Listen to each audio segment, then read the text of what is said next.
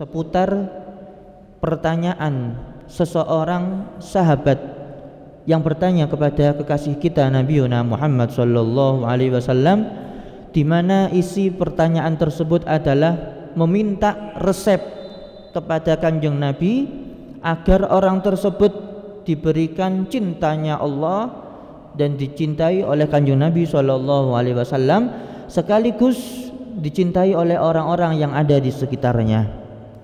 Tentunya ketika kita bicara cintanya Allah dan cintanya Rasulullah sallallahu alaihi wasallam adalah cinta duanya yang gak akan terpisahkan.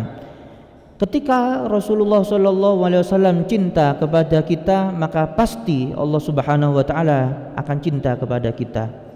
Sebaliknya ketika kita cinta kepada Allah, maka gak akan sempurna cintanya kita kepada Allah kecuali cintanya kita kepada baginda Nabiuna Muhammad sallallahu alaihi wasallam. Fahadzal hub mutalaziman, maka cintanya kita kepada Allah, cintanya kepada Nabiuna Muhammad sallallahu alaihi wasallam, sekaligus cintanya Rasulullah kepada kita dan cintanya Allah kepada kita, semuanya adalah saling berhubungan dan berkait-kaitan.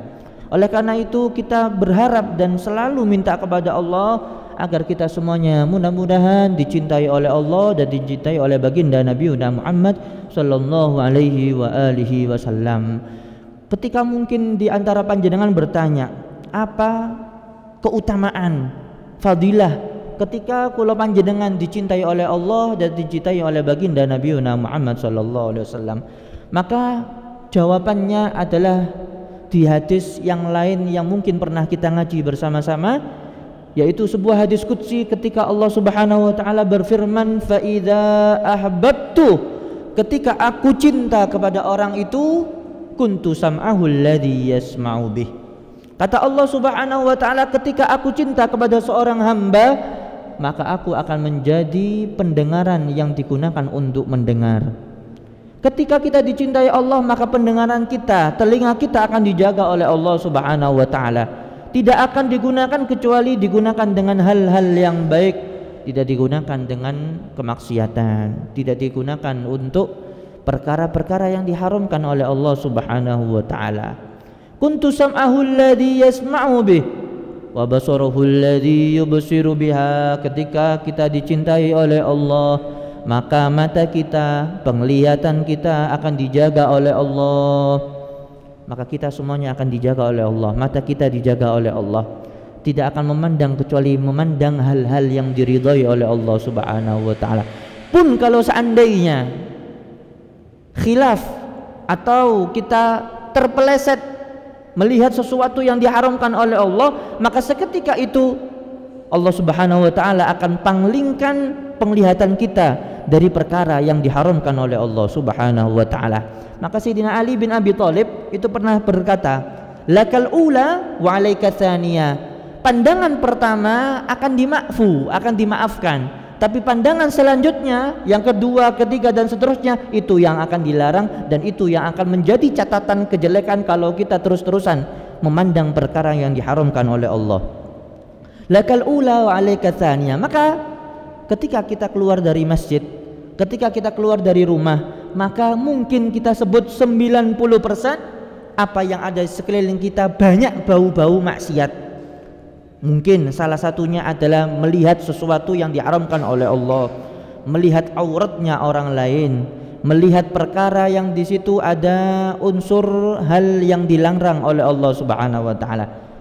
Maka kita di zaman yang penuh dengan fitnah dan penuh dengan hal-hal yang mungkin melengahkan kita dari Allah Subhanahu wa taala, tips yang diajarkan oleh para ulama kita dan diajarkan oleh baginda Nabi Muhammad adalah dengan kita segera memalingkan pandangan kita ketika kita melihat sesuatu yang diharamkan oleh Allah.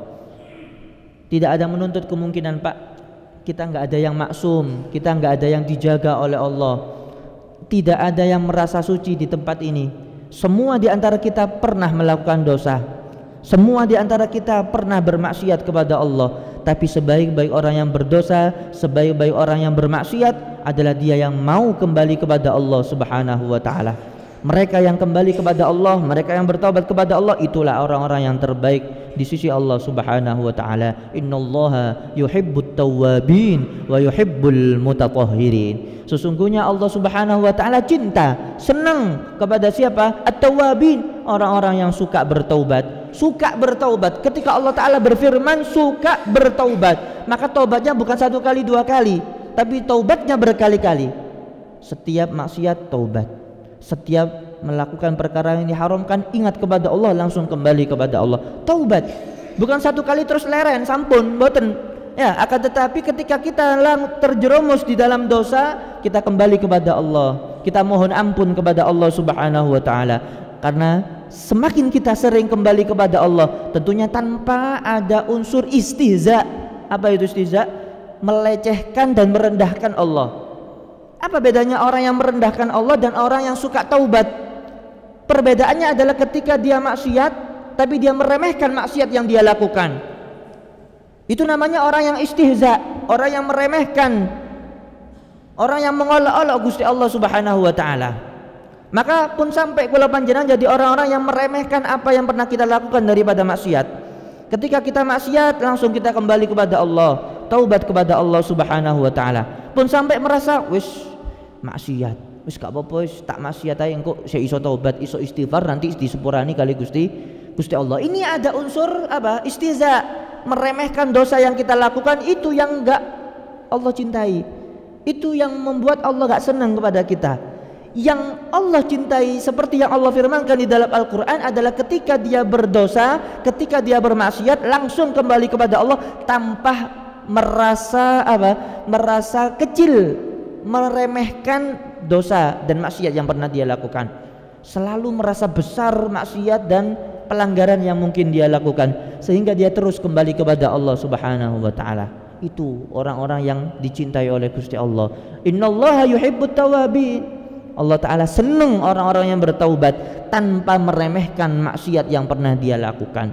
Pun sampai ya, innallaha yuhibbut tawwabin wa yuhibbul mutatahhirin. Dan Allah senang, Allah cinta orang-orang yang mutatahhirin, suka menjaga kebersihan hati zahir lan batin.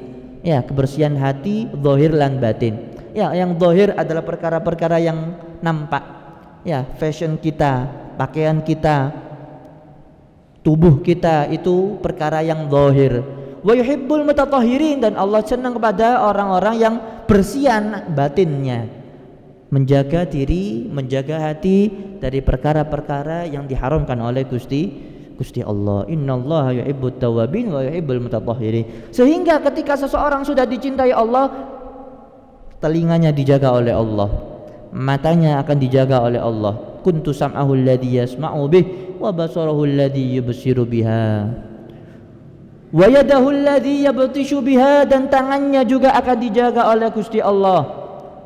Tangannya orang yang dicintai oleh Allah akan digunakan untuk ibadah kepada Allah, suka nolong orang lain, suka membantu orang lain, suka bersedekah. Kenapa? Karena dia sudah dicintai oleh Gusti Allah, maka enteng untuk bantu dan nolong orang lain.